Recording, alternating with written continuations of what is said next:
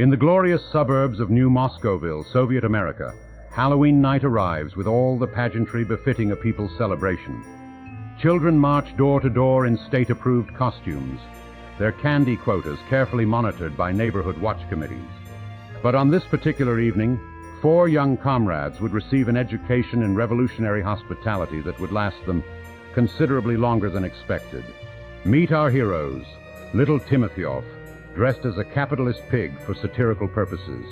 Young Susanovna, masquerading as a bourgeois princess to mock the decadence of monarchy. Brave Mikhailsky, sporting the uniform of an imperialist soldier.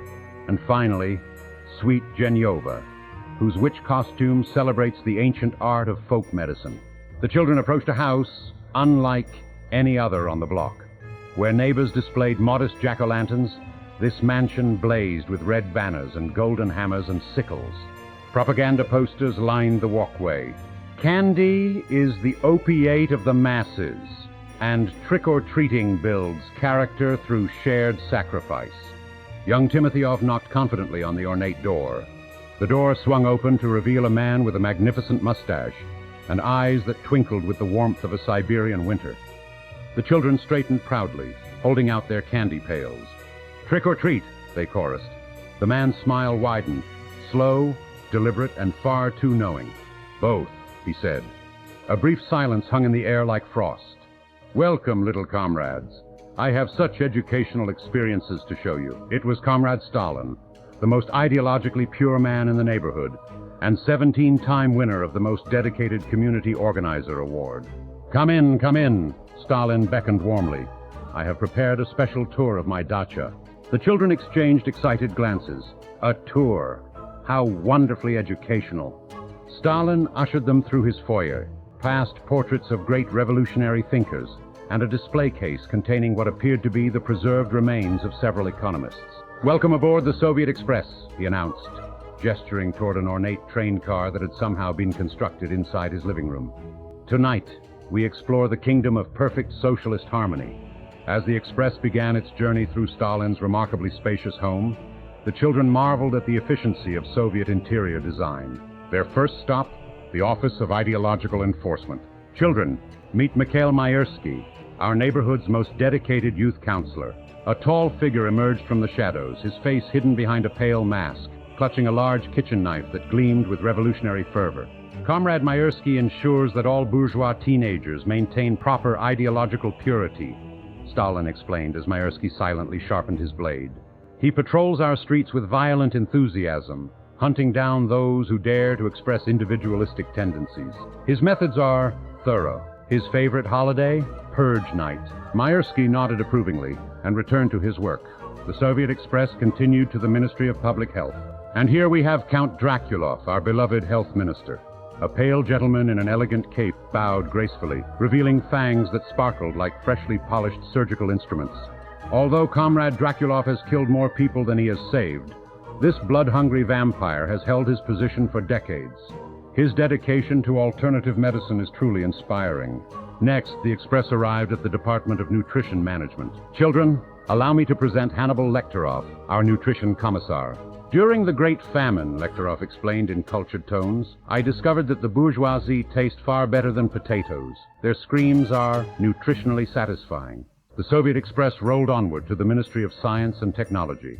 "Behold Dr. Frankensteinova, our chief scientific innovator." A wild-haired woman in a laboratory coat stood over an operating table, where the bodies of 4 great thinkers lay partially assembled. "Her current mission," Stalin announced, "is to create the perfect communist by stitching together and reanimating Marx, Engels, Lenin, and, well, originally Trotsky was included, but I intervened in the project." Dr. Frankensteinova looked up from her work.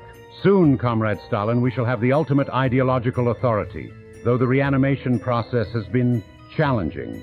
The Express continued to the Youth Education Center. "And here is Wednesday Adamski, leader of our Young Necromaniacs League." A pale girl in a dark dress stood before a classroom of stuffed animals arranged in perfect rows, each wearing a tiny red armband.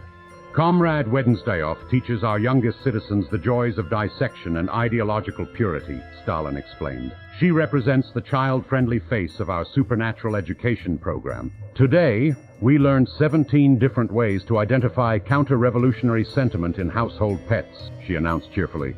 Tomorrow we practice advanced interrogation techniques on teddy bears. Next stop, the Department of Paranormal Investigation. Our elite Ghostbusters unit serves as the neighborhood's most effective secret police. These paranormal investigators seek out phantom capitalists and erase them from existence, Stalin noted with obvious satisfaction. They ain't afraid of no bourgeoisie filth.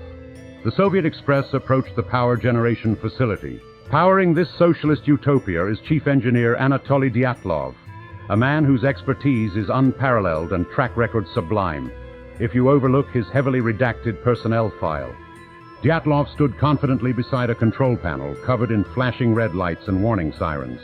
Comrade Stalin, all readings are nominal. Socialist power plants don't explode. It is physically impossible. Behind him, several technicians ran past carrying fire extinguishers and what appeared to be evacuation plans.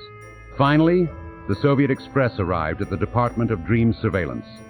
And lastly, meet Fredovich Krugersky, our most dedicated sleep monitor. Comrade Krugersky haunts people's dreams to seek out private ideological deviation, Stalin explained. He enforces economic justice even in the subconscious realm. No thought crime goes unpunished, even in sleep. Krugersky's laugh echoed through the chamber. Welcome to my nightmare, little capitalists. In dreams, there is no private property, only collective terror. As the Soviet Express returned to the main hall, the children huddled together, their initial excitement replaced by a growing sense of unease. Well, children, Stalin announced with grandfatherly warmth, I hope you've enjoyed this educational tour of our perfect socialist community. Little Timothyov raised his hand tentatively. Comrade Stalin, sir, we should probably be getting home now. Our parents will be worried. Stalin's smile widened, revealing teeth like freshly sharpened icicles. Oh, my dear little comrades, I'm afraid that won't be possible. You see, I have prepared the ultimate trick for you this Halloween evening. The children exchanged worried glances as the doors to the mansion sealed shut with the finality of a tomb. You cannot leave, Stalin continued, because I need more workers to maintain this socialist paradise. You have been found guilty of excessive candy consumption, a serious crime against the collective good. The mansion's walls began to shift and transform, revealing endless fields of pumpkins stretching to the horizon under a gray, sunless sky. I hereby sentence you to 20 years of hard labor in the Siberian Pumpkin Collective. You will harvest gourds for the glory of the revolution. Consider it character building. As the children were led away by Mayersky and the Ghostbusters, their Halloween costumes replaced with gray work uniforms, Stalin waved cheerfully from his porch. Remember, little comrades, in socialism, every day is Halloween, and the tricks never end.